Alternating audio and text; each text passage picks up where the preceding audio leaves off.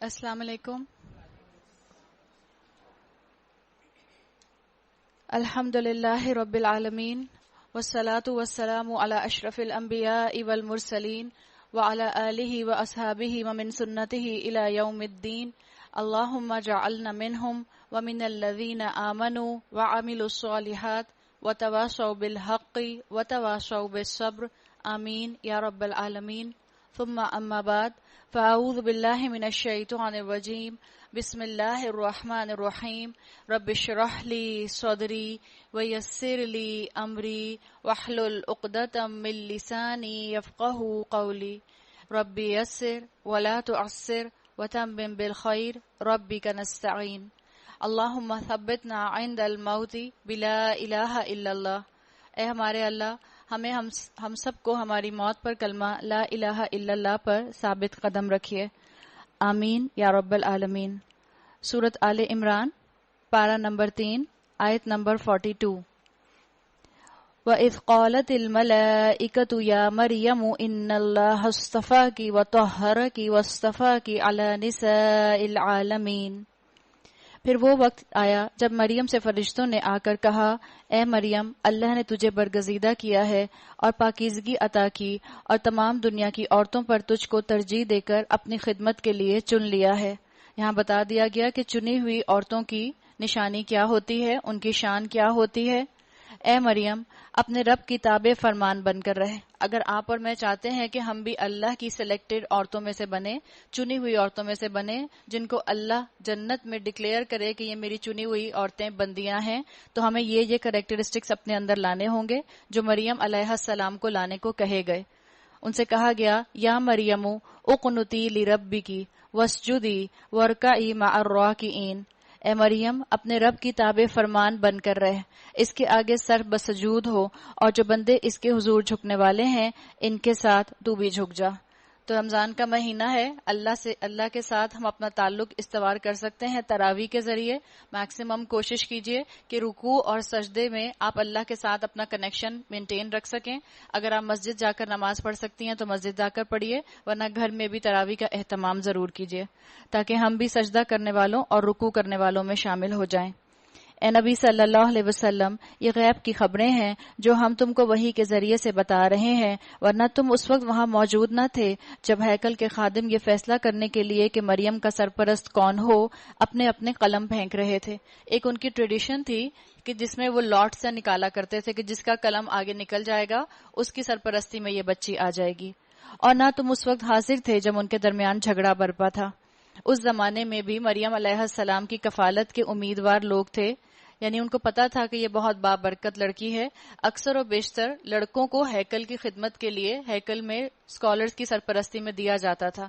کسی لڑکی کا آنا یقیناً ایک ایکسٹرا آرڈینری بات تھی.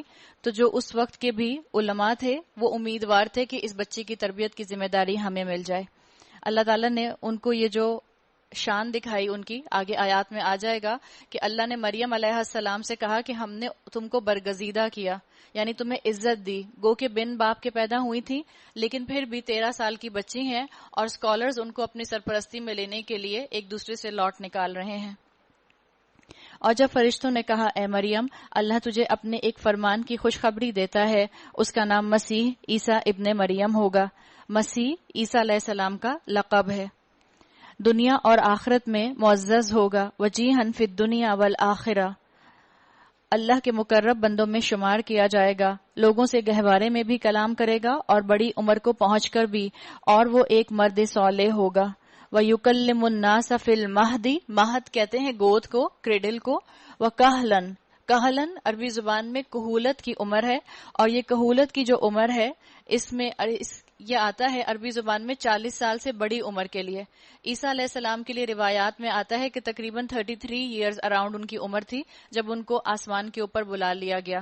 تو یہ جو قرآن کی اس آیت نمبر 46 میں آل عمران کی آیا کہ وہ کریڈل میں بھی لوگوں سے بات کریں گے، یکلمون الناس فی المہد وکہلا، اس کا مطلب ہے کہ 40 سال کے بعد بھی کہولت کی عمر بھی آئے گی اور تب بھی وہ لوگوں سے بات کریں گے. اور رسول اللہ صلی اللہ علیہ وسلم کی روایات بتاتی ہیں کہ عیسیٰ علیہ السلام قرب قیامت سے پہلے آئیں گے اور اس زمین پر ان کی طبعی موت ہوگی، اس دوران ان کا نکاح بھی ہوگا.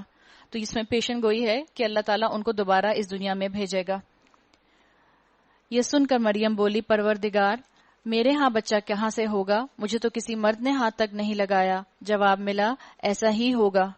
یہاں پر اسکالرز کہتے ہیں کہ جب مریم علیہ السلام نے یہاں پر یہ بات کی وَلَمْ يَمْسَسْنِي بَشَرٌ کہ مجھے تو کسی مرد نے ہاتھ نہیں لگایا، 13 سال کی بچی کو پتا ہے کہ بچہ کیسے ہوتا ہے، اس کو وہ سارا پروسیس معلوم ہے۔ تو اگر آج آپ کی بچیوں کو یہ سارا پروسیس معلوم ہے تو اس میں آپ کو ایمبیرس ہونے کی ضرورت نہیں ہے کہ اتنی چھوٹی بچی کیسے ایسی باتیں کر رہی ہے۔ اور آج کل تو جو نالج کا حال ہے اس میں آپ اور میں جانتے ہیں کہ اس سے پہلے کہ سلیبس میں بہت سی چیزیں آئیں، بچوں کو اس سے پہلے سے بہت سی انفارمیشن مل جاتی ہے۔ تو اس میں کوئی مذائقہ نہیں ہے اگر ان کے پاس میچورٹی کے ساتھ علم بھی آ جائے اور علم کا استعمال وہ صحیح طریقے سے کریں۔ جواب ملا ایسا ہی ہوگا، اللہ جو چاہتا ہے پیدا کرتا ہے، وہ جب کسی کام کے کرنے کا فیصلہ فرماتا ہے تو بس کہتا ہے کہ ہو جا اور وہ ہو جاتا ہے۔ فرشتوں نے پھر اپنے سلسلہ کلام میں کہا اور اللہ اسے کتاب اور حکمت کی تعلیم دے گا، تورات اور انجیل کا علم سکھائے گا اور بنی اسرائیل کی طرف اپنا رسول مقرر کرے گا۔ عیسیٰ علیہ السلام کو اللہ تعالیٰ نے ایک اسپیسیفک قوم کی طرف مبعوث فرمایا۔ محمد صلی اللہ علیہ وسلم کی جو رسالت تھی وہ باؤنڈری سے پاک تھی، عوام الناس کے لیے آئے تھے، تمام انسانیت کے لیے آئے تھے۔ عیسیٰ علیہ السلام کو بنی اسرائیلیوں کی طرف ہی بھیجا گیا تھا۔ اور جب وہ بحیثیت رسول بنی اسرائیل کے پاس آیا تو اس نے کہا میں تمہارے رب کی طرف سے تمہارے پاس نشانی لے کر آیا ہوں، میں تمہارے سامنے مٹی سے پرندے کی صورت کا ایک مجسمہ بناتا ہوں اور اس میں پھونک مارتا ہوں اور وہ اللہ کے حکم سے پرندہ بن جاتا ہے۔ عیسیٰ علیہ السلام کا معجزہ تھا کہ مردے میں جان ڈال دیا کرتے تھے، لیکن ہر بات میں کہا کرتے تھے اللہ کے حکم سے، ہر کمال کو، ہر خوبی کو اللہ کی ذات کے ساتھ جوڑ دیا کرتے تھے۔ یہی ہے مسلمانوں کا اصل اپروچ، مسلمان کا اصل طریقہ کہ اپنی کسی خوبی کا سیلف کریڈٹ نہیں لیتے، اپنی تمام خوبیوں کو اللہ کے ساتھ اٹیچ کر دیتے ہیں۔ میں اللہ کے حکم سے بِإِذْنِ اللہ مادر ذات اندھے اور کوڑی کو اچھا کرتا ہوں اور اس کے اذن سے مردے کو زندہ کرتا ہوں۔ میں تمہیں بتاتا ہوں کہ تم کیا کھاتے ہو اور کیا اپنے گھروں میں ذخیرہ کر کے رکھتے ہو، اس میں تمہارے لیے کافی نشانی ہے اگر تم ایمان لانے والے ہو۔ انہی میریکلز کی وجہ سے عیسائیوں نے عیسیٰ علیہ السلام کو اللہ کا بیٹا کہا تھا، خدا کا بیٹا کہا تھا۔ ایک مرتبہ ہسٹری کا واقعہ آتا ہے کہ ایک ڈائیلاگ ہو رہا تھا ایک یہودی کے درمیان اور ایک مسلم سکالر کے درمیان۔ مسلم سکالر ان کو سمجھانے کی کوشش کر رہے تھے کہ تم عیسیٰ علیہ السلام کو اللہ کا بیٹا کیوں کہتے ہو جبکہ وہ اللہ کے بندے تھے، ہاں چنے ہوئے لوگوں میں سے تھے۔ تو جب عیسائی جو تھا وہ کسی بات پر نہیں مانا تو ان مسلم سکالر نے کہا کہ اگر تم عیسیٰ علیہ السلام کو اس بیسس پر کہتے ہو کہ وہ اللہ کا بیٹا ہے کہ وہ مردے کو زندہ کر دیا کرتے تھے اور مادر ذات اندھے کو بھی ٹھیک کر دیا کرتے تھے، تو پھر تو تم موسیٰ علیہ السلام کو بھی اللہ کا بیٹا کہو، اس لیے کہ موسیٰ علیہ السلام کے ہاتھ میں آتے ہی جو سانپ ہوتا تھا وہ عصا بن جاتا تھا اور جیسے ہی وہ چھوڑتے تھے ان کا عصا سانپ بن جایا کرتا تھا۔ تو یہ جواب تھا، یہ انداز تھا مسلمانوں کا کہ مسلمان لاجک کے ساتھ بات کیا کرتے تھے۔ آج ہم مسلمانوں میں لاجک کیوں نہیں ہے؟ اس لیے کہ ہمارے پاس علم ہی نہیں ہے۔ علم ہوگا تو ہم لاجک کے ساتھ بات کر سکیں گے۔ اور میں اس تعلیم و ہدایت کی تصدیق کرنے والا بن کر آیا ہوں جو تورات میں ہے، اس وقت میرے زمانے میں موجود ہے، اور اس لیے آیا ہوں کہ تمہارے لیے بعض ان چیزوں کو حلال کر دوں جو تم پر حرام کی گئی تھیں۔ علماء یہود نے اپنی شریعت کو سوال پوچھ کر بہت سخت کر دیا تھا، اس لیے انہوں نے یہ کہا دیکھو میں تمہارے رب کی طرف سے تمہارے پاس نشانی لے کر آیا ہوں، لہٰذا اللہ سے ڈرو اور میری اطاعت کرو۔ فاتقوا اللہ واطیعونی، اللہ میرا رب بھی ہے تمہارا رب بھی، لہٰذا تم اسی کی بندگی اختیار کرو، یہ سیدھا راستہ ہے۔ اللہ تعالیٰ نے اپنے نبی کے ذریعے یہاں یہ بات واضح کر دی کہ عیسیٰ علیہ السلام نے خود اپنی زبان سے کہا کہ میرا رب بھی وہی ہے جو تمہارا رب ہے۔ جب عیسیٰ نے محسوس کیا کہ بنی اسرائیل کفر و انکار پر آمادہ ہیں تو اس نے کہا کون اللہ کی راہ میں میرا مددگار ہوتا ہے؟ حواریوں نے جواب دیا قال الحواریون، حواری عربی زبان میں دھوبی کو کہتے ہیں، دھوبی جو کپڑے صاف کرتا ہے۔ جب یہ معنی حواری کے آگے ٹرمینالوجیکل میننگ کے اندر آئے، اصطلاح کے میننگ میں آئے، جو عیسیٰ علیہ السلام کے ساتھی تھے ان کو کہا گیا، تو اب اس کے معنی بن گئے وہ لوگ جو اپنے کردار کی صفائی کرتے رہتے ہیں، وہ لوگ جو اپنے کردار کو صاف ستھرا کرتے رہتے ہیں، اپنے کردار کا تزکیہ کرتے رہتے ہیں۔ حواریوں نے جواب دیا ہم اللہ کے مددگار ہیں، نحن انصار اللہ آمنا باللہ واشہد بأننا مسلمون، ہم اللہ پر ایمان لائے، آپ گواہ رہیں کہ ہم مسلم، اللہ کے آگے سر اطاعت جھکا دینے والے ہیں۔ مالک جو فرمان تو نے نازل کیا ہے ہم نے اسے مان لیا اور رسول کی پیروی کی، ہمارا نام گواہی دینے والوں میں لکھ لے۔ گواہی دینے کی دو کنڈیشنز آ گئیں، یہاں بتا دی گئیں، ایک کتاب کو مانو، دوسرا اس کتاب کو لانے والے رسول کو مانو، تاکہ بات کلیئر ہو جائے۔ پھر بنی اسرائیل مسیح کے خلاف خود بھی خفیہ تدبیریں کرنے لگے، جواب نے اللہ نے بھی خفیہ تدبیر کی، اور ایسی تدبیروں میں اللہ سب سے بڑھ کر ہے۔ وہ اللہ کی خفیہ تدبیر ہی تھی جب اس نے کہا کہ اے عیسیٰ اب میں تجھے واپس لے لوں گا، تجھ کو اپنی طرف اٹھا لوں گا، اور جنہوں نے تیرا انکار کیا ہے ان سے، یعنی ان کی معیت سے اور ان کے گندے ماحول میں ان کے ساتھ رہنے سے تجھے پاک کر دوں گا، اور تیری پیروی کرنے والوں کو قیامت تک ان لوگوں پر بالادست رکھوں گا جنہوں نے تیرا انکار کیا ہے۔ آپ دیکھیں اللہ تعالیٰ نے عیسیٰ علیہ السلام کی حفاظت کی خود ذمہ داری لی، اس لیے کہ یہودی علماء جو تھے، جو یہود تھے، وہ عیسیٰ علیہ السلام کے خلاف جو تھے وہ سازش پلاٹ کر رہے تھے۔ اللہ نے کہا کہ اللہ ان سے بہتر تدبیر کرنے والا ہے۔ آپ کو معلوم ہوگا اللہ تعالیٰ نے دو طرح کی کیٹیگریز رکھی ہیں اپنے پیغامبر کے اندر، ایک ہوتے ہیں انبیاء اور ایک ہوتے ہیں رسول۔ پیچھے ہم نے کل زکریا علیہ السلام کا ذکر پڑھا تھا جن کے بیٹے یحییٰ کا ذکر آتا ہے۔ یحییٰ علیہ السلام نبی تھے اس لیے ان کو قتل کر دیا گیا، عیسیٰ علیہ السلام رسول تھے اس لیے اللہ تعالیٰ نے ان کی حفاظت فرمائی۔ تو یہ بیسک فرق جو ہے یہ آپ کو اسلامک تھیولوجی میں ملتا ہے، انبیاء کو قتل کیا گیا، کسی رسول کو قتل نہیں کیا گیا۔ تو اللہ تعالیٰ نے عیسیٰ علیہ السلام سے کہا کہ میں تمہارے لیے اچھی تدبیر کروں گا، پھر تم سب کو آخر کار میرے پاس آنا ہے، اس وقت میں ان باتوں کا فیصلہ کر دوں گا جن میں تمہارے درمیان اختلاف ہوا ہے۔ جن لوگوں نے کفر و انکار کی روش اختیار کی ہے انہیں دنیا اور آخرت دونوں میں سزا دوں گا اور وہ کوئی مددگار نہ پائیں گے، اور جنہوں نے ایمان اور نیک عملی کا رویہ اختیار کیا ہے ان کے اجر پورے پورے دے دیے جائیں گے۔ اور خوب جان لو کہ ظالموں سے اللہ ہرگز محبت نہیں کرتا، واللہ لا يحب الظالمین، اللہ ظالموں سے محبت نہیں کرتا۔ اللہ ہمیں ظلم کرنے سے بچائے۔ یہاں ظالم کس کو کہا گیا؟ جو شریعت آنے کے بعد، رسول آنے کے بعد، کتاب کا علم آنے کے بعد اس پر عمل کرنے کو تیار نہ ہو۔ اللہ ہمیں ایسے ظلم سے محفوظ رکھے۔ اے نبی صلی اللہ علیہ وسلم یہ آیات اور حکمت سے لبریز تذکرے ہیں جو ہم تمہیں سنا رہے ہیں۔ اللہ کے نزدیک عیسیٰ علیہ السلام کی مثال آدم کی سی ہے، ان مثل عیسیٰ عند اللہ کمثل آدم، اللہ نے اسے مٹی سے پیدا کیا اور حکم دیا کہ وہ ہو جا اور وہ ہو گیا۔ یہ آیت بتاتی ہے کہ آدم علیہ السلام مٹی سے بنے تھے، ایوولوشن سے انسان نہیں بنا۔ الحق من ربک فلا تکن من الممترین، یہ اصل حقیقت ہے جو تمہارے رب کی طرف سے بتائی جا رہی ہے اور تم ان لوگوں میں شامل نہ ہو جاؤ جو اس میں شک کرتے ہیں۔ اگر کسی کا بن باپ کا پیدا ہونا لوگ اس کو اللہ کا بیٹا بنا دیں گے یا خدا بنا دینے کی دلیل ہے تو آدم علیہ السلام کو بھی خدا کہہ دینا چاہیے، اس لیے کہ وہ تو بن ماں باپ کے پیدا ہوئے۔ تو بہت اسکالرز نے باتیں سمجھانے کے لیے بتائی ہیں۔ اس وقت صرف ان مسلمانوں کی ضرورت ہے جو بصیرت کے ساتھ اس علم کو سمجھیں اور اس علم سے فائدہ اٹھائیں۔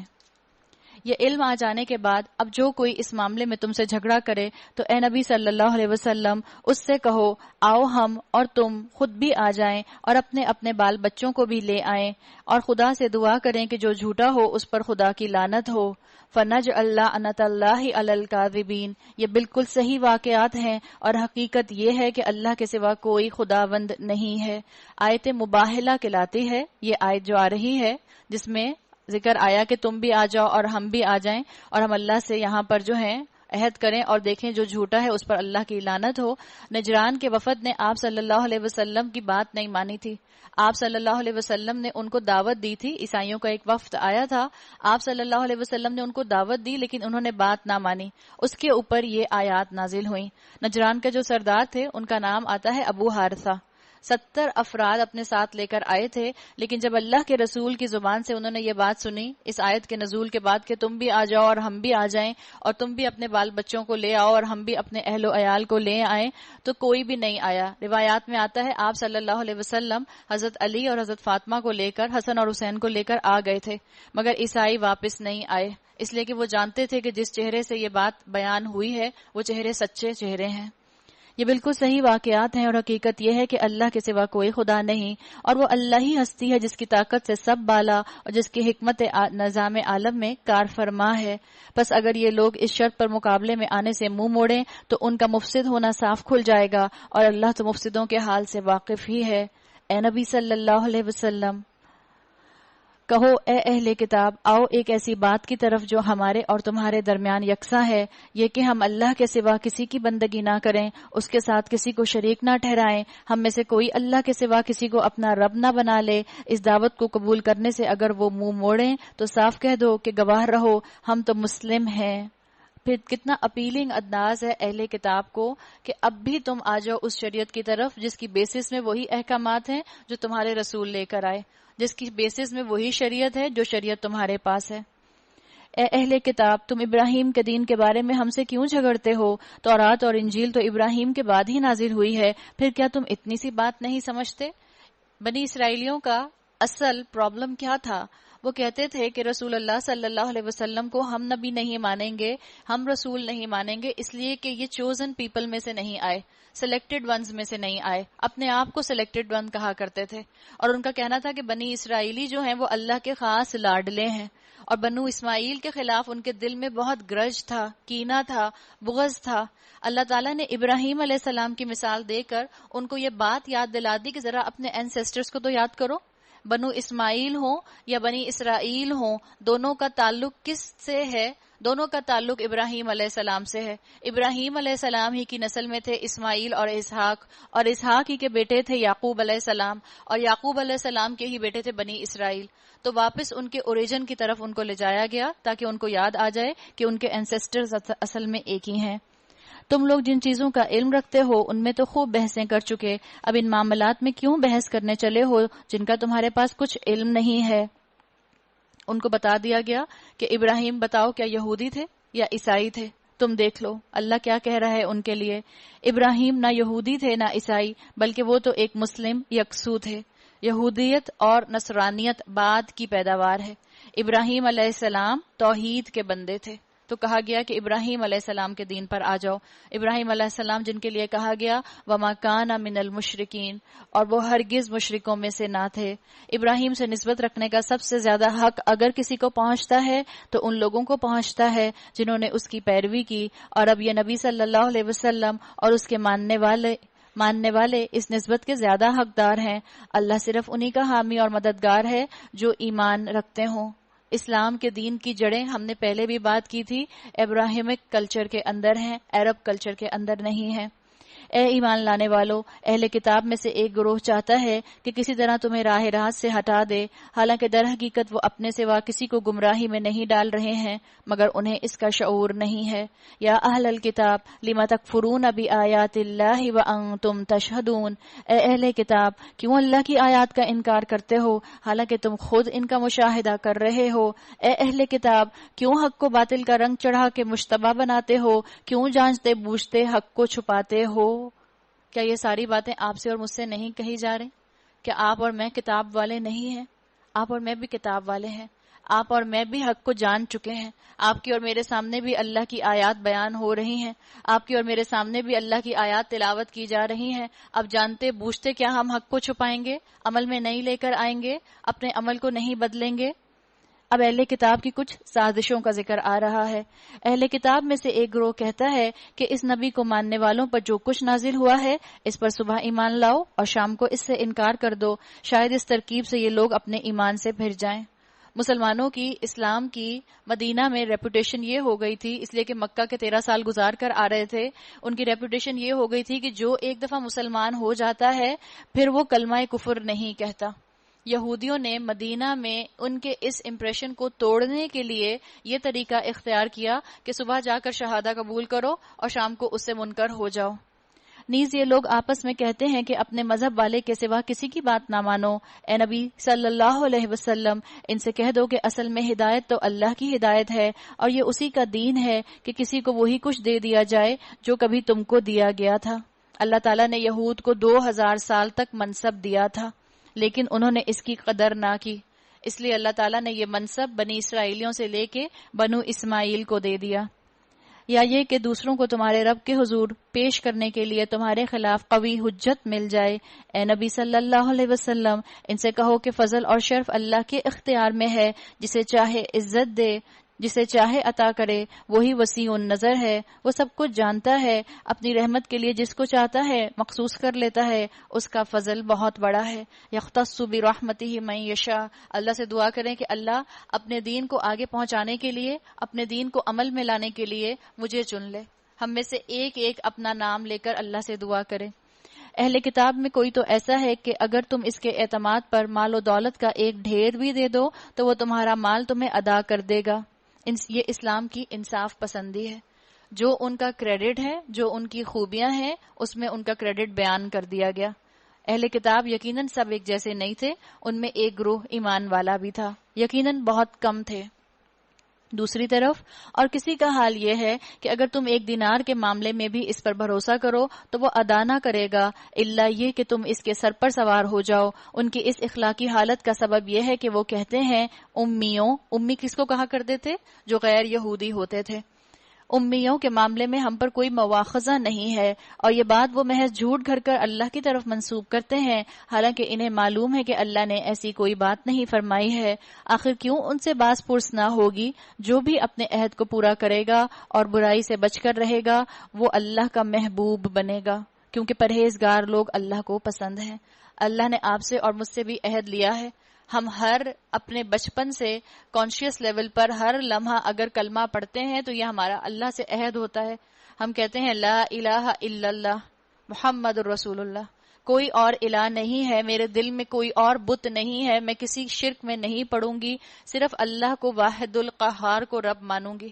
جب ہم نماز میں کہتے ہیں اللہ اکبر، یہ ہمارا عہد ہوتا ہے کہ ہم اپنی تمام پرائرٹیز کے اوپر، اپنی تمام خواہشات کے اوپر، اپنے تمام پسندیدہ لائف سٹائل کے اوپر اللہ کو اکبر کہیں گے۔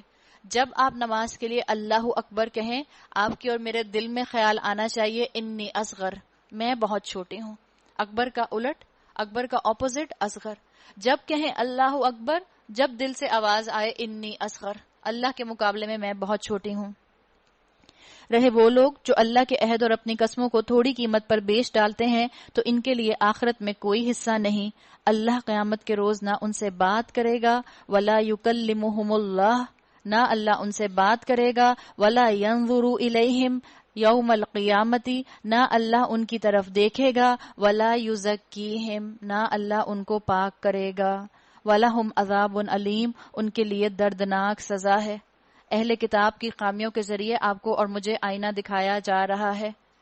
جب یہ آیات نازل ہوئیں تو صحابہ نے ان آیات کو ایک وارننگ کے طور پہ لیا۔ ایسے نہیں سنا کہ اللہ بنی اسرائیلیوں سے بات کر رہا ہے، ایسے سنا کہ اللہ ہم سے بات کر رہا ہے۔ صاف کہہ دیا کہ جس نے اپنی قسم کو توڑا اور اپنے اس حق کو تھوڑی قیمت پر بیچ دیا۔ تھوڑی قیمت کیا ہے؟ اللہ کا حکم میرے سامنے آ جائے لیکن میں اپنی کسی خواہش کی وجہ سے اس حکم پر عمل نہ کر سکوں۔ تو اللہ تعالیٰ نے یہاں پر 4 سزائیں بتا دیں۔ ولا یکلمہم اللہ، اللہ اس سے بات نہیں کرے گا۔ 1، ولا ینظرہ الیہم یوم القیامہ، اللہ اس کی طرف نظر بھی نہیں کرے گا قیامت کے دن۔ ولا یزکیہم، اللہ اس کا تزکیہ نہیں کرے گا۔ 3 سزا، ولہم عذاب علیم، اور اس کے لیے دردناک سزا ہے۔ اللہ میاں ہم سب کو اس چیز سے محفوظ رکھیں۔ ان میں کچھ لوگ ایسے ہیں جو کتاب پڑھتے ہیں، اس طرح زبان کا الٹ پھیر کرتے ہیں کہ تم سمجھو جو کچھ وہ پڑھ رہے ہیں وہ کتاب ہی کی عبارت ہے، حالانکہ وہ کتاب کی عبارت نہیں ہوتی۔ وہ کہتے ہیں کہ یہ جو کچھ ہم پڑھ رہے ہیں یہ اللہ کی طرف سے ہے، حالانکہ وہ اللہ کی طرف سے نہیں ہوتا۔ وہ جان بوجھ کر جھوٹ بات اللہ کی طرف منسوب کرتے ہیں۔ کوئی ہمارے لیے جھوٹی بات کہہ دے تو کیا ہمیں ڈسٹربنگ ہوتا ہے کہ نہیں ہوتا؟ کوئی آپ کا نام لے کر جھوٹی بات کہہ دے تو آپ کو برا لگے گا کہ نہیں لگے گا؟ کوئی آپ کی طرف سے کہہ دے کہ فلاں نے تو یہ بات کہی تھی اور آپ نے وہ بات نہ کہی ہو، آپ کو غصہ آئے گا؟ تو ہم اللہ کی طرف سے جھوٹی باتیں کیسے کہہ سکتے ہیں؟ کیسے ہم اپنے من پسند مطلب اللہ کی آیات کا نکال سکتے ہیں؟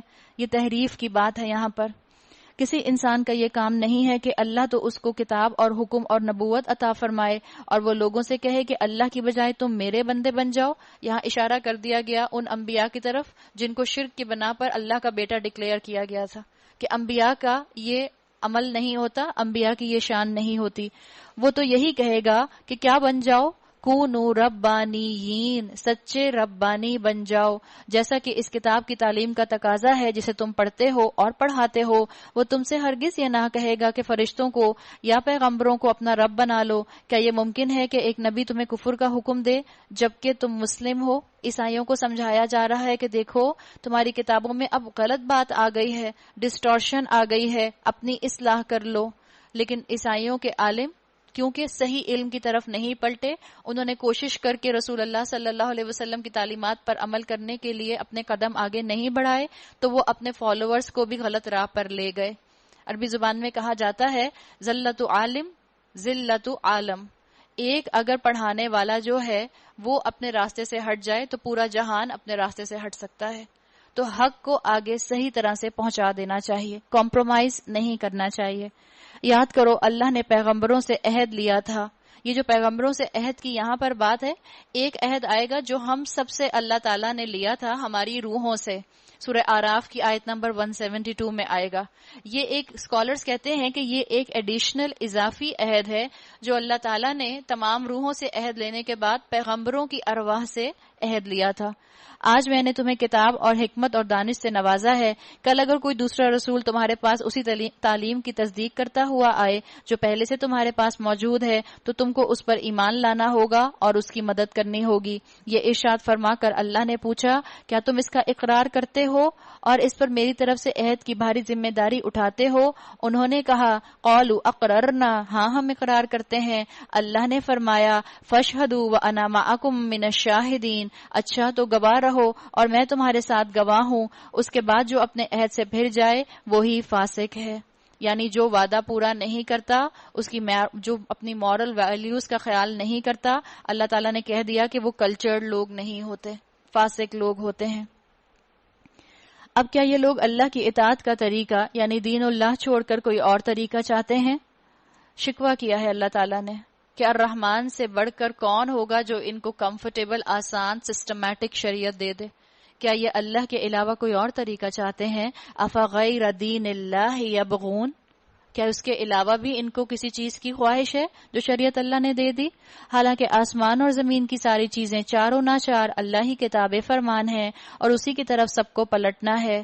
اللہ کا دین ہم تک پہنچا، کچھ باتوں کو ہم خوشی خوشی مان لیتے ہیں، کچھ باتوں کے اوپر ہمارا دل تنگ ہوتا ہے، لیکن یاد رکھیں اللہ نے کہہ دیا ہے کہ تم چاہو یا نہ چاہو، توأن یا کرہن تمہیں میری اطاعت کرنی ہے، جیسے کائنات توأن یا کرہن اللہ کی اطاعت کر رہی ہے۔ جو یہ کر لے گا وہ اپنے فائدے کا کام کرے گا۔ اے نبی صلی اللہ علیہ وسلم کہو کہ ہم اللہ کو مانتے ہیں، اس تعلیم کو مانتے ہیں جو ہم پر نازل کی گئی ہے، ان تعلیمات کو بھی مانتے ہیں جو ابراہیم، اسماعیل، اسحاق، یعقوب اور اولاد یعقوب پر نازل ہوئی تھی، اور ان ہدایات پر بھی ایمان رکھتے ہیں جو موسیٰ اور عیسیٰ اور دوسرے پیغمبروں کو ان کی رب کی طرف سے دی گئیں، ہم ان کے درمیان فرق نہیں کرتے اور ہم اللہ کے تابع فرمان ہیں۔ ہم نے کل بات کی تھی کہ تفریق بین الرسل کفر ہے، لیکن تفضیل بین الرسل اس کی اجازت ہے، یہ کیا جا سکتا ہے۔ اس فرما برداری یعنی اسلام کے سوا جو شخص کوئی اور طریقہ اختیار کرنا چاہے، وَمَن يَبْتَغِي غَيْرَ الْإِسْلَامِ دِينًا، جو کوئی اس اسلام کے علاوہ کوئی طریقہ نکالنا چاہے گا، فَلَن يُقْبَلَ مِنْهُ، تو ہرگز وہ اس سے قبول نہ کیا جائے گا، وَهُوَ فِي الْآخِرَةِ مِنَ الْخَاسِرِينَ، اور وہ آخرت میں ناکام اور نامراد رہے گا۔ آخرت میں انسان کو جو اپنا حساب دینا ہے وہ اپنی پسند کے مذہب کے مطابق نہیں دینا، بلکہ صرف وہ کرائیٹیریا ہوگا جو محمد صلی اللہ علیہ وسلم دے کر چلے گئے۔ آپ صلی اللہ علیہ وسلم کی دعا آتی ہے الحمدللہ علی نعمت الاسلام وکفا بہا نعمہ، اور یہ نعمت کے طور پر اسلام میرے لیے کافی ہے۔ تو اللہ تعالیٰ مجھے اور آپ کو اسلام پر راضی کر دے۔ کیسے ہو سکتا ہے کہ اللہ ان لوگوں کو ہدایت بخشے جنہوں نے نعمت ایمان پا لینے کے بعد پھر کفر اختیار کیا، حالانکہ وہ خود اس بات پر گواہی دے چکے ہیں کہ یہ رسول حق پر ہے اور ان کے پاس روشن نشانیاں بھی آ چکی ہیں۔ اللہ ظالموں کو تو ہدایت نہیں دیا کرتا، ان کے ظلم کا صحیح بدلہ یہی ہے کہ ان پر اللہ اور فرشتوں اور تمام انسانوں کی پھٹکار رہے۔ اولئک جزاؤہم ان علیہم لعنت اللہ والملائکۃ والناس اجمعین، جس پر اللہ کی لعنت ہوتی ہے اس پر اللہ کی رحمت نہیں ہو سکتی۔ لعنت کا الٹ رحمت ہے۔ جب کہیں پر اللہ کی لعنت آ جاتی ہے تو وہاں اللہ کی رحمت نہیں آ پاتی. تو پھر انسان دنیا میں اللہ کی نافرمانی کر کے سکون کیسے ڈھونڈتے ہیں؟ کیسے سٹریس فری لائف ڈھونڈتے ہیں؟ کیسے سٹریس فری زون کی تلاش میں دنیا میں رہتے ہیں جب وہ اللہ کی نافرمانیاں کرتے ہیں؟ اسی حالت میں وہ ہمیشہ رہیں گے. نہ ان کی سزا میں تخفیف ہوگی اور نہ انہیں مہلت دی جائے گی. البتہ وہ لوگ بچ جائیں گے جو اس کے بعد توبہ کر کے اپنے طرز عمل کی اصلاح کر لیں. اللہ بخشنے والا اور رحم فرمانے والا ہے. ذرا غور تو کریں، اللہ کی رحمت جو ہے وہ کنڈیشنل ہے یا انکنڈیشنل ہے؟ اللہ کی رحمت قرآن میں کنڈیشنل ہے. جو عمل کرنے کی کوشش کرے گا پھر اس کے قدم لڑکھڑائیں گے تو اللہ معاف کرنے والا غفور اور رحیم ہے. لیکن جو اللہ کی طرف پلٹ کر دیکھنا بھی نہیں چاہے گا، حدیث کا مفہوم آتا ہے جو اللہ سے ملنے کی خواہش رکھتا ہے اللہ بھی اس سے ملاقات کا شوق رکھتا ہے، اللہ اس سے ملنے کا جذبہ رکھتا ہے.